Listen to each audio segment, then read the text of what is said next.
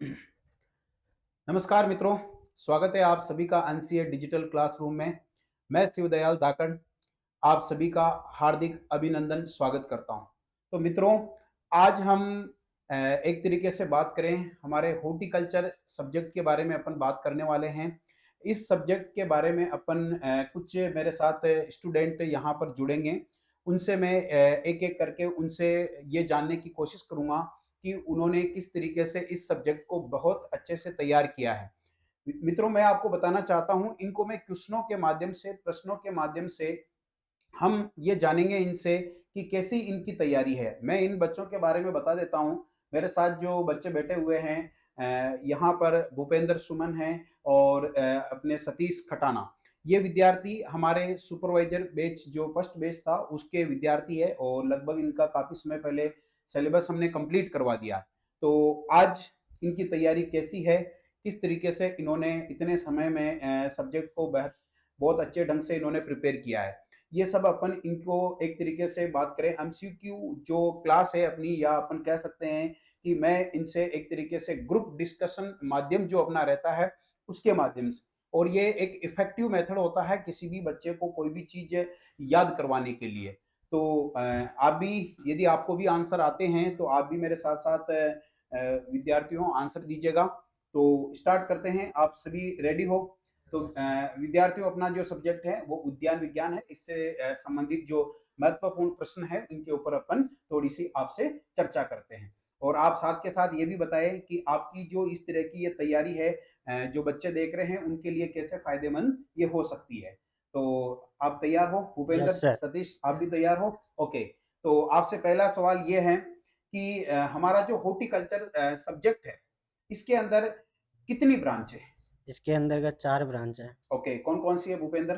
Floriculture, olericulture, pomology और PhD. Okay.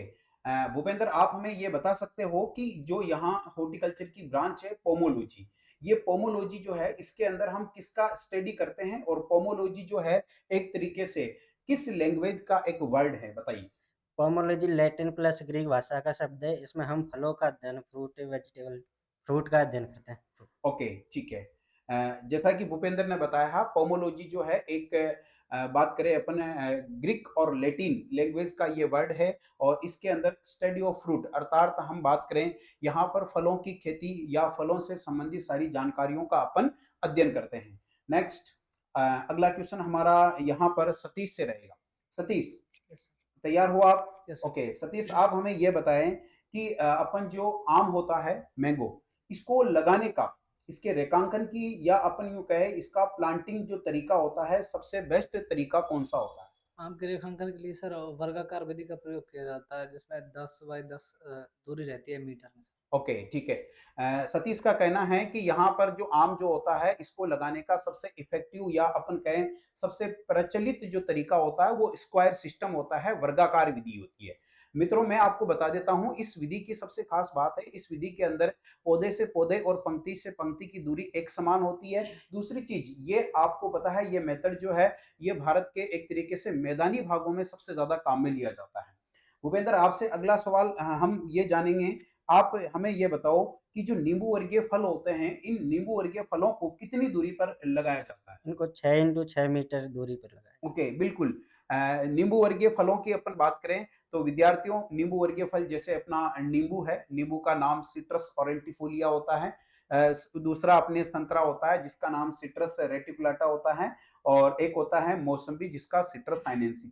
ये नींबू वर्गीय फल हैं, और बिल्कुल इनको 6 इंटू 6 मीटर की दूरी पर लगाया जाता है। हमारा अगला क्वेश्चन है वो भूपेंद्र से है, सतीश से। सतीश, यस तैयार हो आप? यस। चलो, आप हमें ये बताओ सतीश, जो अपने आंवला होता है, आंवले के अंदर किस प्रकार की सुषुप्त अवस्था देखी गई है? जाइगोट डोरमेंसी पाई जाती है सर, उसमें युग्मक सुषुमावस्था। अच्छा, बिल्कुल। तो आप हमें ये बता सकते हो भूपेंद्र, इसके अंदर जाइगोडोर्मेंसी कब समाप्त होती है? जुलाई में समाप्त होती है सर। बिल्कुल, वेरी गुड, बहुत अच्छा आंसर है। काफी डीपली मैंने इससे सवाल किया है। बच्चों को अक्सर इतना पता होता है कि आंवले के अंदर युग्मक या भ्रूण या जाइगोडोर्मेंसी होती है, लेकिन उनको ये पता नहीं होता है कि ये कब ब्रेक होगी। तो मित्रों याद रखिएगा, जब अपना एक तरीके से वर्षा ऋतु प्रारंभ होती है तब एक तरीके से इसकी डोरमेंसी हटती है। ठीक है। अगला सवाल सतीश वापिस आपसे ही है। हाँ सर। आप हमें ये बताओ कि एक तरीके से अपन बात करें जेली, यस सर। जेली के अंदर आप हमें बताओ फल भाग और इसका टीएसएस कितना होता है? जेली की सर टीएसएस 65% होता है और फल भाग 45% होता है। ओके, बिल्कुल, बहुत बढ़िया, बहुत बढ़िया। देखो आप देख रहे हो किस तरीके से बच्चों ने सब्जेक्ट तैयार किया है और किस तरीके से आंसर दे रहे हैं। आंसर भी आपके सामने दिए जा रहे हैं। बिल्कुल, जेली के अंदर 45% फल भाग होता है और इसका 65% या अपन करें 65 डिग्री जो इसका ब्रिक्स होता है वो इसका टीएसएस होता है।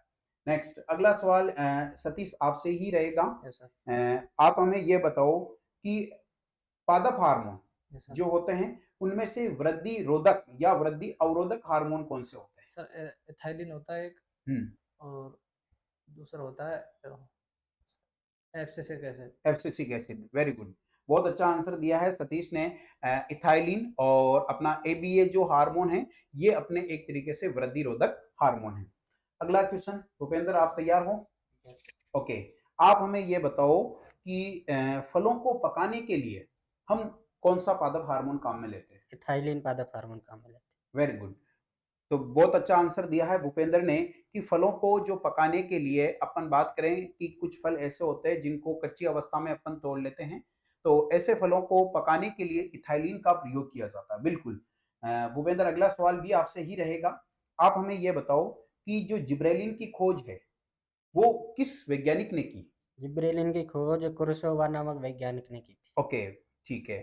तो आप हमें ये भी बताओ, हमारे दर्शकों को, हमारे प्रिय विद्यार्थियों को आप ये भी बताओ कि जो कुरोसावा नामक वैज्ञानिक था उसने जिब्रेलिन की खोज की, वो एक तरीके से किस पादप से उन्होंने निष्कासित किया था? ये चावल से निष्कासित किया था। ओके, ठीक है।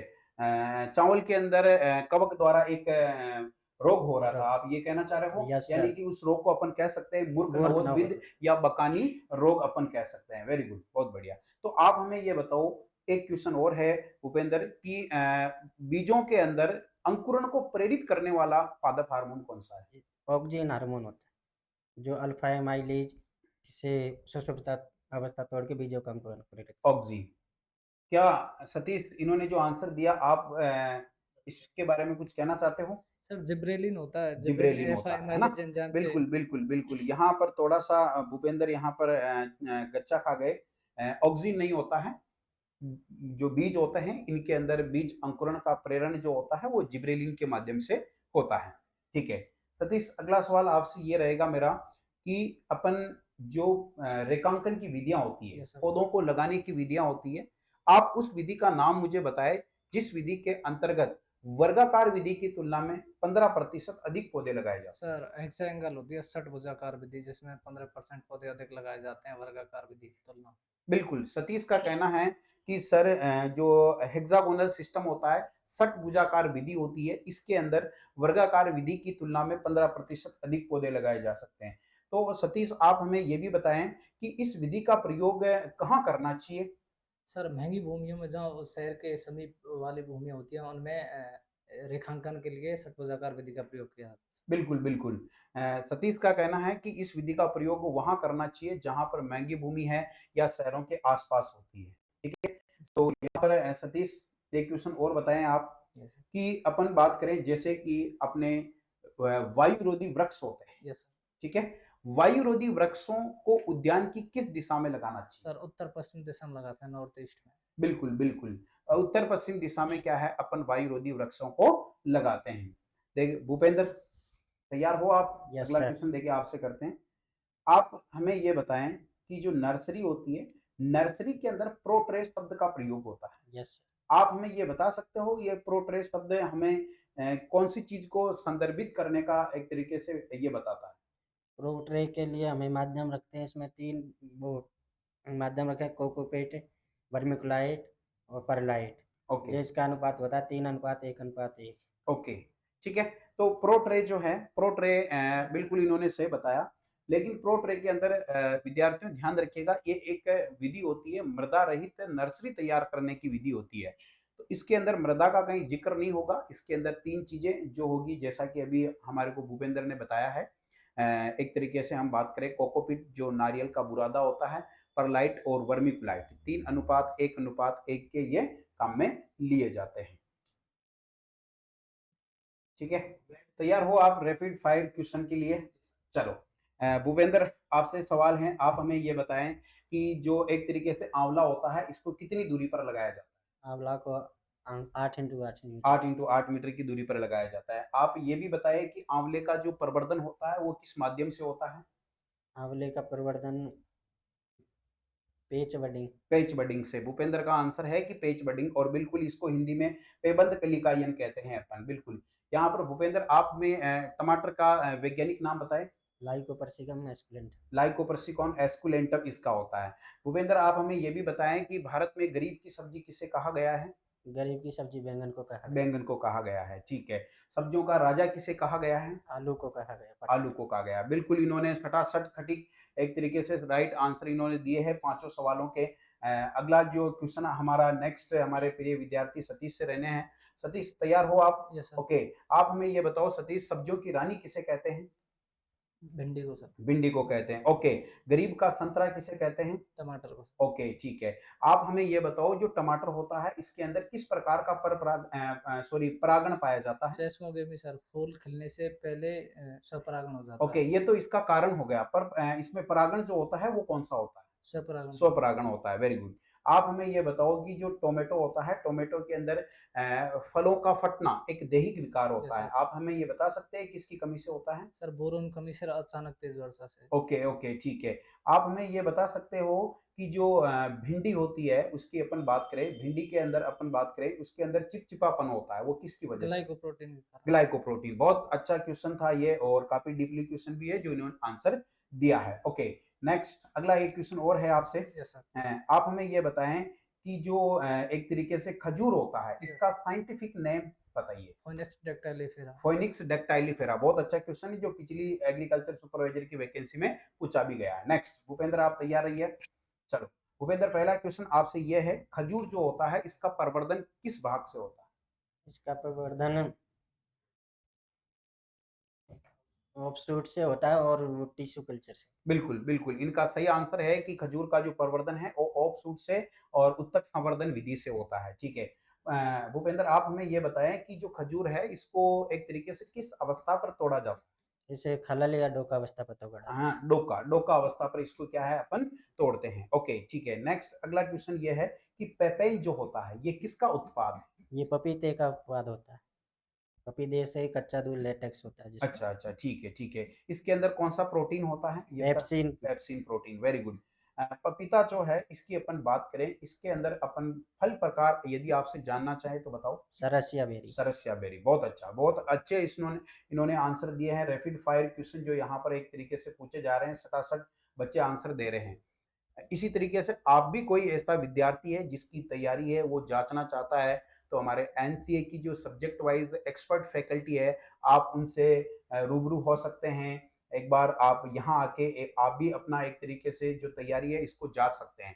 चलो इसी कड़ी को आगे बढ़ाते हैं। नेक्स्ट कैंडिडेट हमारे सतीश, यस सर। तैयार हो? Yes sir. ओके, सतीश से हमारा सवाल ये है कि सतीश आप हमें बताइए जो केला है इसका प्रवर्धन किस भाग से होता है? स्वार्थ कर से। Sword suckers. बिल्कुल, सकर्स यदि वहां ऑप्शन में है, और सकर्स भी दो प्रकार के होते हैं, वाटर सकर्स और स्वार्ड सकर्स। दोनों में जो बेटर रहता है वो स्वार्ड सकर्स रहता है। ओके, नेक्स्ट आपका अगला क्वेश्चन ये है कि भगवा या सिंदूरी ये किसकी किस्म है? सर अनार की किस्म। बिल्कुल, बहुत बढ़िया, ये अनार की किस्म है। ठीक है, नेक्स्ट आप हमें ये बताओ कि जो अमरूद है, अमरूद का फैमिली कौन सा है? अमरूद का मिर्टेसी सर। मिर्टेसी। बहुत बढ़िया, क्या शानदार आंसर दिए जा रहे हैं। मिर्टेसी जो फैमिली है वो एक तरीके से अपन बात करें अमरूद के लिए है। नेक्स्ट, अमरूद का व्यावसायिक प्रवर्धन किससे होता है? सर माउंट एस्टो लेयरिंग से। हाँ, माउंट या स्टूलिंग लेयरिंग जो है ये अमरूद के प्रवर्धन की एक विधि है, आपको याद रखनी है। ठीक है सतीश, हमारा एक सवाल ये है कि एक प्रवर्धन की एक विधि है जिसका नाम है हवाई दाव। Yes sir. इसके अंदर एक तरीके से शाखा में जड़ों का फुटान करने के लिए हम एक विशेष प्रकार की घास प्रयोग में लेते हैं, क्या नाम है उसका? मूस घास सर। ओके, बहुत अच्छा। तो देखिए आपने देखा है मित्रों किस तरीके से यहाँ पर हमारे साथ जो दो विद्यार्थी हैं आंसर दे रहे हैं। आप भी हमारे साथ जुड़िएगा, और नेक्स्ट अपन कोशिश करेंगे बहुत जल्दी इस चीज को यूट्यूब पे हम लाइव लेके आएं। तो आप एक बार ये कैसे आपको ये क्लास लगी है, किस तरह का ये आपको लगा है, आप एक बार जरूर कमेंट करके बताएं। ओके, राधे राधे, जय श्री कृष्ण।